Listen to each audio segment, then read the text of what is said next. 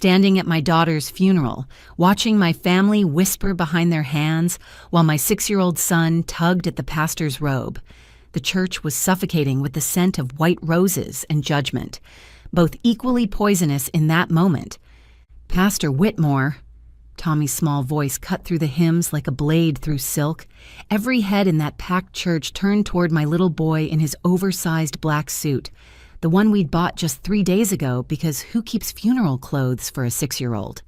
Pastor Whitmore, he said again, louder this time. Should I tell everyone what Aunt Karen did to Sissy in the basement? The entire church went silent, not the respectful quiet of prayer or the heavy silence of grief, but the sharp electric silence of shock.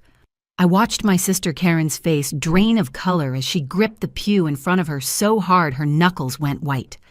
My mother stopped mid-prayer, her rosary beads frozen between her fingers. The hymn books closed with soft thuds throughout the congregation. "Tommy," I whispered, reaching for him, but he stepped away from me, closer to the pastor, his dinosaur toy clutched in one hand. It was the same stuffed T-Rex that Meredith had given him last Christmas, the one he hadn't let go of since we found her. Karen stood up from her front row seat, her voice shaking as she tried to laugh it off. Children say the strangest things when they're grieving. "Tommy, sweetheart, come sit with Auntie Karen." "No," Tommy's voice echoed off the church walls. "You're a liar. You're the reason Sissy is in that box." My heart stopped.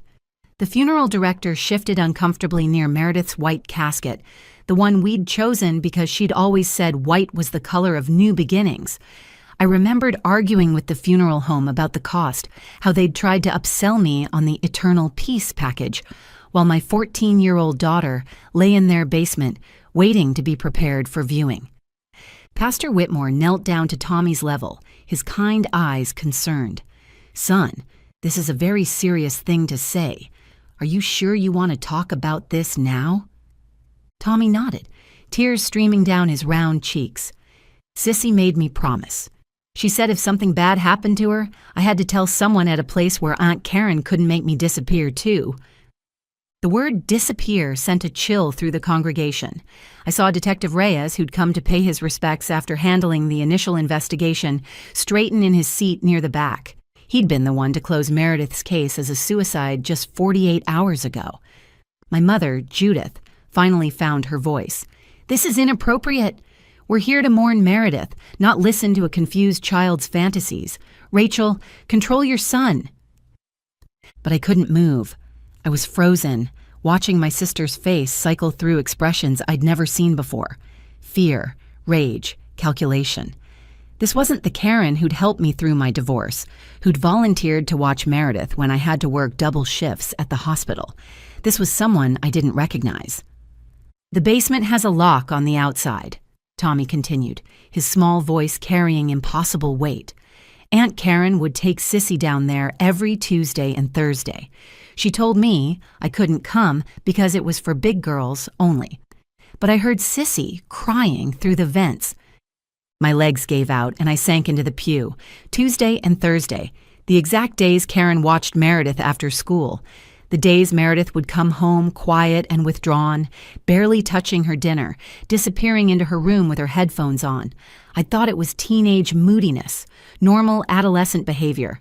How many times had I missed the signs? "She's lying in that casket because of you." Tommy pointed his small finger at Karen, and in that moment he looked so much like Meredith when she was angry. The same determined set of his jaw, the same fire in his green eyes. "Sissy wrote it all down. She told me where she hid everything. She knew you'd try to pretend after she was gone." Karen took a step toward Tommy, and something primal in me sparked to life. I stood up, putting myself between my son and my sister. "Don't you dare touch him." The church held its breath.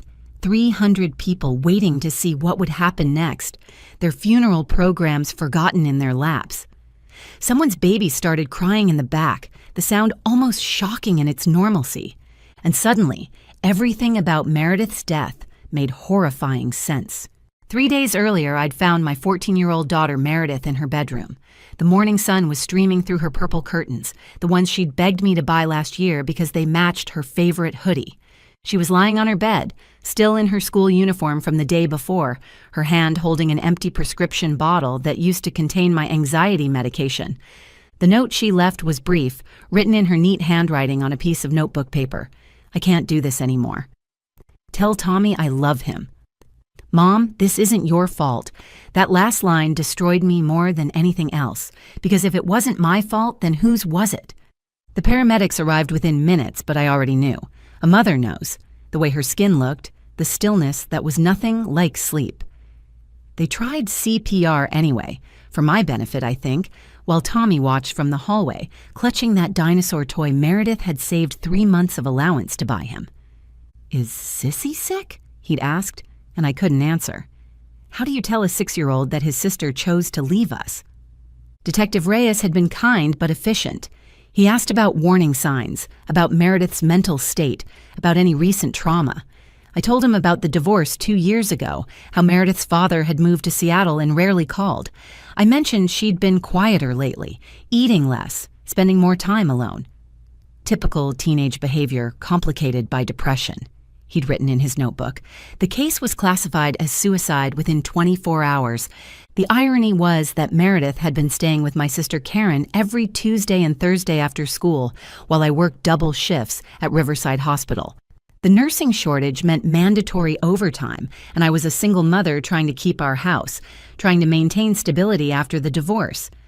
Karen had volunteered, actually insisted, when she found out I was paying for after-school care. Rachel, you need help. Let family step in, she'd said over coffee 6 months ago. Meredith's at that age where she needs guidance. I can help with homework, make sure she gets a proper dinner. You know teenagers shouldn't be left alone with all the dangers out there. My mother, Judith, had agreed immediately. It's good for Meredith to spend time with her aunt. Karen knows discipline. She raised 2 perfect boys before they went to college. Karen's sons, both at Ivy League schools now, were held up as the gold standard in our family. Meanwhile, my daughter was the one from the broken home, the one with the tired, overworked single mother. I'd been so grateful. Karen would pick Meredith up from school in her pristine white SUV, the one with the Proud Christian bumper sticker and the honor roll decals from her son's achievements. She lived in the better part of town, in a 2-story colonial with a finished basement she'd converted into what she called a study space, for when her boys visited from college. Meredith's doing great, Karen would tell me when I picked her up at 8:30 those nights, exhausted from my shift. We worked on her algebra, had a healthy dinner. She's such a sweet girl, Rachel. Just needs some structure. But Meredith would always be quiet on the drive home. When I asked about her time at Aunt Karen's, she'd just say, "Fine," and stare out the window. I thought she resented the arrangement, missed her friends, was embarrassed about needing supervision at 14. I promised her it was temporary, just until I could switch to day shifts. The funeral was supposed to be our goodbye. I'd spent money I didn't have on white roses because they were Meredith's favorite. She'd drawn them constantly in her sketchbook, delicate pencil drawings with thorns carefully detailed. The church was packed beyond capacity. Her entire freshman class came, wearing purple ribbons because that was her favorite color. Teachers who'd known her since elementary school sat weeping in the middle rows. Neighbors who'd watched her grow up, who'd bought Girl Scout cookies from her and cheered at her middle school soccer games, filled the back. Tommy sat beside me in his little black suit, the one the funeral director's wife had helped me find at the last minute. He kept asking when Sissy would wake up, when she would come back, why everyone was crying. He'd brought the dinosaur toy to show her, convinced she was just sleeping deeper than usual. The casket was closed at my request. I wanted people to remember Meredith as she'd been, vibrant, artistic, full of dreams about becoming a marine biologist. Not as I'd found her that morning, when everything ended and this nightmare began. During the viewing, my family's comments started small but cut deep. Karen approached first, her heels clicking on the church floor like a countdown to something terrible. She touched my shoulder with manicured fingers, and I could smell her expensive perfume, the same one she'd worn to every family gathering where she'd held court as the successful sister. "Rachel, I know this is hard, but maybe, just maybe, this is better," she said, loud enough for others to hear. "She was always troubled, just like—" She paused, glancing at our mother. "Well, you know." Some people are just broken from the start. The words hit me like physical blows. I looked at my daughter's casket, at the framed photo beside it showing Meredith laughing at last year's church picnic, and wondered how anyone could call that beautiful girl broken. My mother nodded, adding loudly enough for the entire front section to hear, "Mental illness runs in bloodlines. Your grandmother had episodes too. We should have seen this coming. First your postpartum depression, then your anxiety after the divorce. The apple doesn't fall far from the tree." My father Gerald just stood there, silent as always, studying his shoes like they held the secrets of the universe. 40 years of marriage to my mother had trained him well in the art of disappearing while standing in plain sight. "She wasn't broken," I whispered. But Karen continued, raising her voice as if she were giving a lecture to the gathering crowd. "Remember how she'd lock herself in her room? How she stopped eating properly? Classic signs, Rachel. You working all those hours probably didn't help either. Children need consistency, presence, not a mother who's gone 12 hours a day." The accusation burned. Every night I'd come home exhausted, I'd promise myself it was for Meredith's future, for college funds and stability. Now Karen was weaponizing my survival against me. The worst part was hearing other relatives agree. My cousin Beth murmured to her husband, "Poor thing never had a chance with those genetics." My Aunt Patricia added while clutching her pearl necklace, "At least she's at peace now. No more suffering from whatever demons haunted that family line." Demons? I turned to face Patricia. My daughter didn't have demons. She had homework and friends and dreams about swimming with dolphins. Karen's laugh was cold. "Rachel, denial won't help anyone. We all saw the signs. The moodiness, the artistic tendencies that bordered on obsessive, the way she'd stare into space. I tried to provide structure during our time together, but some children are just too damaged." "Damaged?" The word came out as a hiss. "You're calling my dead daughter damaged at her funeral?" "I'm calling her troubled, which she was," Karen said firmly. "Ask anyone here. They all noticed. The weight loss, the dark clothes, the way she'd barely speak at family dinners. I did my best to help her those afternoons, but you can't fix what's fundamentally broken." My Uncle Robert chimed in from behind us. "Karen's right. The girl needed professional help, not just after-school supervision, though God knows Karen tried her best." Tommy had been sitting quietly beside me through all of this, but I noticed his little hands were balled into fists. His face was red, and he was staring at Karen with an expression I'd never seen on his innocent face. Pure, undiluted anger. "You're a liar," he whispered, but only I heard him. When Karen walked past him to give her eulogy, she ruffled his hair with fake affection. Poor little Tommy. Lost and confused without his sister. Tommy jerked away from her touch like it burned. Karen took the podium, arranging her notes with theatrical precision. She'd always loved an audience, and now she had a captive one. "We gather here to mourn Meredith. Yes, but also to learn from this tragedy. Mental illness is real. It destroys families who ignore the warning signs. Meredith struggled with demons we couldn't understand, demons that Rachel refused to acknowledge." I stood up, ready to stop her, but my mother grabbed my wrist. "Sit down. You're making a scene. Let Karen speak the truth." "The truth?" I yanked my arm away. "The truth is that my daughter was fine until..." "Until what?" Karen challenged from the podium. "Until puberty? Until the divorce? Until she realized she'd inherited the family curse?" "Rachel, we tried to help.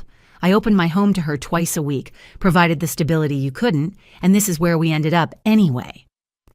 That's when Tommy stood up. He was shaking, his dinosaur toy falling to the floor with a soft thud. He walked toward the podium with the determination of someone much older than 6, and the entire congregation watched as he pulled on Pastor Whitmore's robe. The pastor bent down, but Tommy's voice was clear and strong, carrying across the silent church with devastating clarity. Karen was mid-sentence at the podium, her voice dripping with false sympathy. Meredith struggled with demons we couldn't understand, and despite our best efforts to guide her toward the light, when Tommy pulled on Pastor Whitmore's robe with urgent determination, The pastor bent down, but Tommy's voice carried throughout the acoustic church, clear as a bell and twice as jarring. "Should I tell everyone what Aunt Karen did to Sissy in the basement?" Karen froze at the podium, her carefully prepared eulogy cards scattering from her hands like guilty secrets. Her mouth opened and closed without sound, resembling a fish pulled from water. "Tommy, sweetheart, you're confused. Grief makes children say strange things." "No, I'm not confused." Tommy's voice got louder, stronger. He stood straighter, all 4 feet of righteous anger in his little black suit. "Sissy told me everything. She made me promise not to tell while she was alive, because you said you'd hurt me too, but she's not alive anymore, so the promise doesn't count." I stood up from the pew, my legs shaking like they might give out. The church felt like it was spinning around me. "Tommy, what are you talking about?" "What basement?" My son looked directly at Karen, his green eyes blazing with a fury that belonged on someone much older. "The basement at Aunt Karen's house, where she took Sissy every Tuesday and Thursday after making her drink the special tea that made her feel funny, where she did the bad things that made Sissy cry and beg to come home." Karen stepped away from the podium, nearly tripping over her own feet. "This child is obviously traumatized. He's making up stories. Rachel, control your son before he says something he'll regret." "You told Sissy she was dirty," Tommy continued, his small voice devastating in its clarity. "You locked her down there for hours. You showed her those videos on your computer, the ones with the other girls crying. You took pictures of her.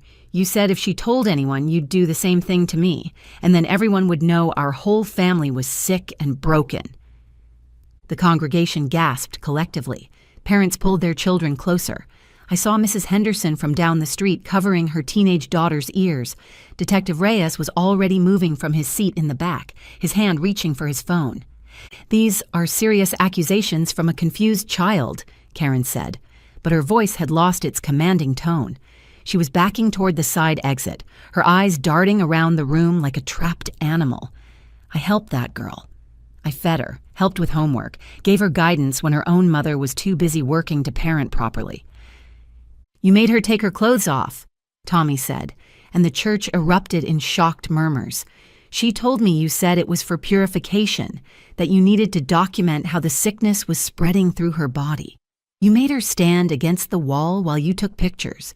You said it was medical, that you were helping her. But Sissy knew it wasn't help." My mother stood up, her face cycling between disbelief and rage. "This is absolutely ridiculous. Karen would never. She's a good Christian woman. She volunteers at the youth center. She raised 2 successful boys. Judith, stop."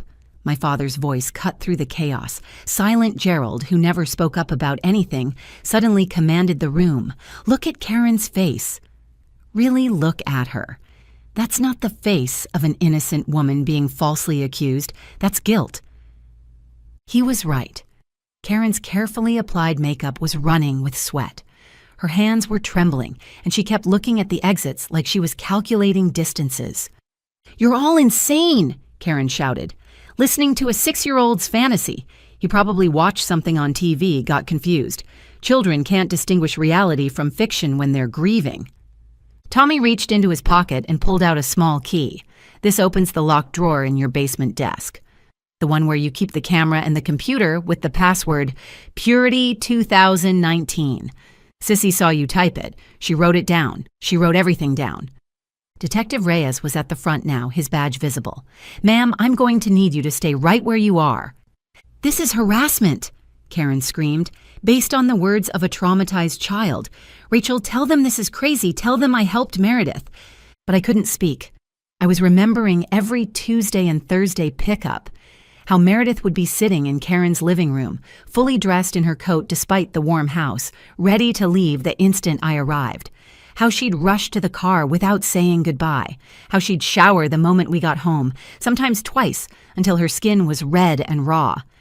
"Sissy recorded it," Tommy announced, his voice steady and clear, "on her phone." She hid the phone in the basement vent. She told me where it was in case something happened to her. The church erupted into complete chaos. My mother stood up, shouting over the noise, "This is absurd! Karen would never harm a child. She's been teaching Sunday school for 15 years. But my father, Silent Gerald, who never spoke up about anything, suddenly grabbed my mother's arm with a firmness I'd never seen before. "Judith, stop. Look at Karen's face. Just look at her and tell me that's the face of an innocent woman." Karen was backing toward the exit now, her designer heels catching on the carpet runner. Her perfectly styled hair was coming undone, and the congregation watched in stunned silence as the family's golden daughter transformed into something unrecognizable. Detective Reyes moved to block her path, his hand resting on his service weapon. "Ma'am, I'm going to need you to stay right where you are while we verify these claims." "Verify?"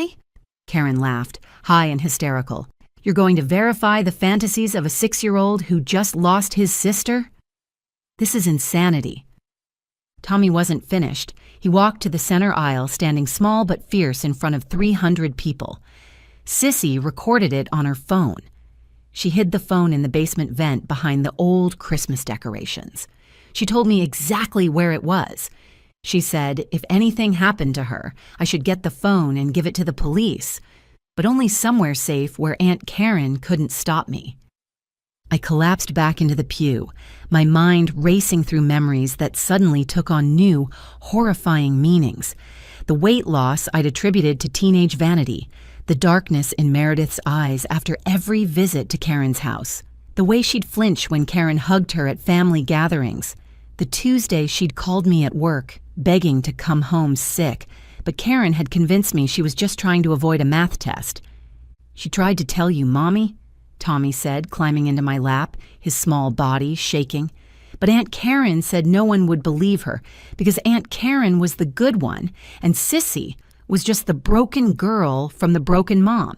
Aunt Karen said if Sissy told, everyone would think she was crazy like great-grandma, and they'd lock her up in a hospital. Detective Reyes had his phone out now, calling for backup. 2 off-duty police officers who'd come to pay their respects stood up from their pews, moving to position themselves near the exits.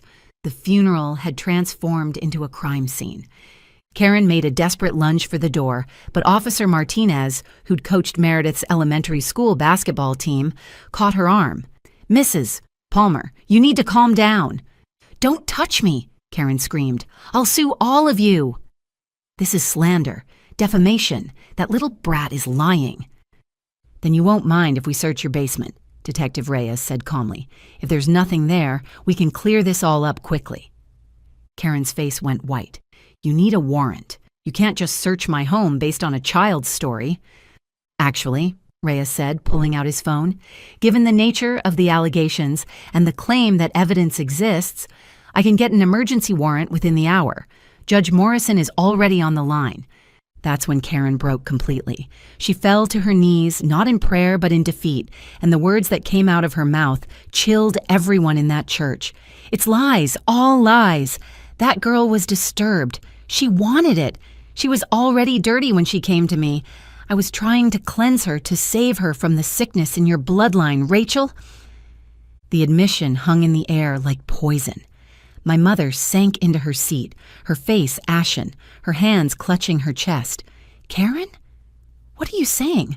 What did you do to my granddaughter?" "I did what you were all too weak to do," Karen screamed, mascara running down her face in black rivers. "I tried to purify her, to document the sickness before it spread. Those Tuesday and Thursday sessions were meant to help her." "Help her?" I stood up, rage giving me strength. "You tortured my daughter. You made her believe she was dirty and broken. You killed her." "No," Karen shrieked. "She killed herself because she was weak, because the sickness in your family won. I have documentation, photos that prove she was already corrupted, videos showing her compliance. She never said no. She never fought back." Detective Reyes nodded to the officers. "That's enough for an arrest. Karen Palmer, you're under arrest for child sexual abuse, production of child pornography, and false imprisonment. You have the right to remain silent." As they handcuffed her, Karen looked directly at me with eyes I'd never seen before, empty of the sister I thought I knew. She was going to infect others. I had to document it. I had to stop it. The basement was sanctified. It was holy work. Tommy pressed his face into my shoulder, and I held him as tightly as I could while we watched them take Karen away, her screams about purification and salvation echoing off the church walls until the doors finally closed behind her. The police found Meredith's phone exactly where Tommy said it would be, wrapped in a plastic bag and tucked behind a box of 1990s Christmas ornaments in the basement vent. The videos were clear and damning. 43 recordings spanning 6 months, each one showing Karen's systematic abuse, her threats, her twisted justifications that she was purifying Meredith from our family's bad blood. The detective who reviewed them told me later he'd never seen such detailed documentation from a victim. Meredith had been building a case against her aunt, gathering evidence with the precision of someone who knew they might not survive to testify. Karen was arrested at the church and charged with 15 counts of child sexual abuse, production of child pornography, false imprisonment, and contributing to the death of a minor. During the investigation, they found external hard drives with thousands of images, not just of Meredith, but of other children dating back 12 years. Her own sons, those Ivy League golden boys my mother always praised, came forward with their own stories of abuse they'd never been able to tell. My mother hasn't spoken to me since that day. She can't accept what her good daughter did to her granddaughter. She lives alone now in the house she shared with my father for 40 years, surrounded by family photos she can't bear to look at but won't take down. My father finally left her after 4 decades of marriage. He comes by every Sunday now, helping me and Tommy heal. I should have spoken up years ago, he tells me. I saw things, suspected things, but Judith wouldn't hear it.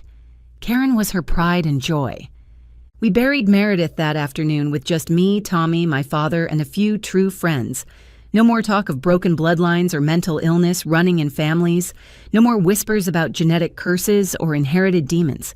Just grief for a beautiful girl who tried to survive something unsurvivable, who documented her truth even when she couldn't speak it aloud. Tommy and I go to therapy together now, twice a week with Dr. Chen, who specializes in trauma recovery for children. Tommy tells me Meredith visits him in dreams. Not scary visits, but peaceful ones. She says she's not in pain anymore, Mommy. She says the basement can't hurt her where she is. She says she's proud of me for being brave when she couldn't be. I've learned that monsters don't always look like monsters. Sometimes they're the family members who volunteer to help, who everyone trusts, who attend church every Sunday and bake cookies for school fundraisers. Sometimes they're the ones who point fingers at genetics and mental illness to hide their own evil, who use words like broken and damaged to describe their victims so no one will believe them if they ever find the courage to speak. Meredith wasn't broken. She was broken by someone we trusted. Someone who used our family's trust as a weapon and my work schedule as an opportunity. Someone who convinced a 14-year-old girl that she was genetically doomed, fundamentally flawed, and better off dead than living with the shame of what was happening in that basement. The house where Karen lived was searched thoroughly. They found a hidden room behind the basement wall, soundproofed and equipped with recording equipment. They found journals where Karen had written about her mission to document and purify the contaminated bloodlines in our community. There were photographs of other children, cousins, neighborhood kids who'd moved away suddenly or run away over the years. The FBI got involved when they realized the scope went beyond our state. Last week, Tommy asked me, "Mommy, why didn't Sissy tell you directly?" I held him close and told him the truth. Because Aunt Karen convinced her that no one would believe the broken girl over the good aunt. Because sometimes the people who hurt us most are the ones everyone else trusts most. Because shame is a prison that feels impossible to escape, even when you're innocent. "But she told me," Tommy said quietly. "Yes, baby, she did. She protected you by trusting you with her truth. She knew you were brave enough to speak it when she couldn't anymore." Karen's trial starts next month. I'll be there every day holding Meredith's picture, making sure the world knows my daughter wasn't broken, wasn't sick, wasn't genetically doomed. She was murdered slowly, privately, by someone who smiled at family dinners and volunteered for church committees and convinced everyone she was saving my daughter while she was destroying her. The basement has been sealed by court order, but the truth is, finally in the light, where Meredith always deserved to be. Her story isn't about suicide or mental illness or broken bloodlines. It's about a brave girl who documented her truth, even when speaking it might cost her everything, and a little brother who loved his sister enough to break the silence that killed her. If this story moved you, please like this video and share it. Your comments mean everything, and subscribing to our channel helps us continue sharing these important stories that need to be heard. Remember, sometimes the smallest voices carry the most important truths.